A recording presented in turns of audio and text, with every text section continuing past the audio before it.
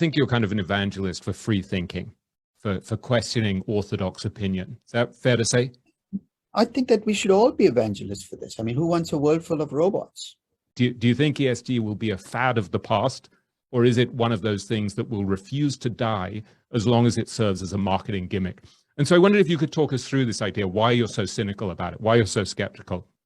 I first wrote about ESG in 2020, and I wrote about ESG because I'd never seen a concept explode that quickly out of nowhere to become the status quo.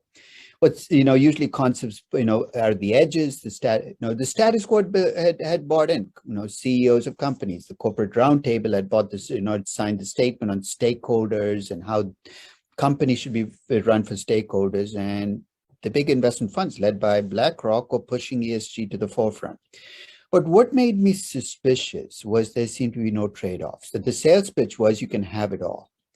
You can do good and be more valuable. You can do good and earn higher returns.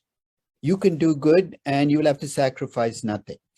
And through the history of humanity, being good has always been the more difficult choice.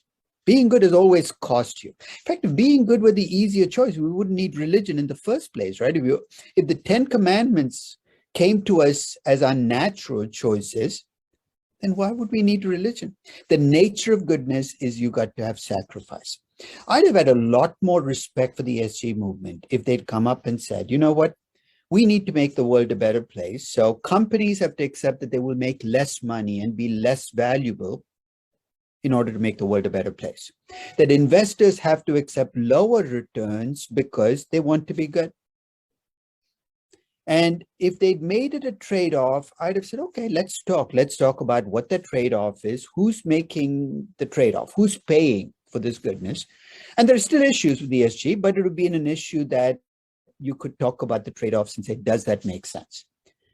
But the fact that it was being sold as all good, it's all cake, no calories. I said, somebody's got to look under the hood. So each of those is in an area where I've seen this happen in the past, seen what happened, new concepts come up, which claim to be revolutionary, but really old wine in a new bottle, claiming to be the magic way of coming up with a more valuable business.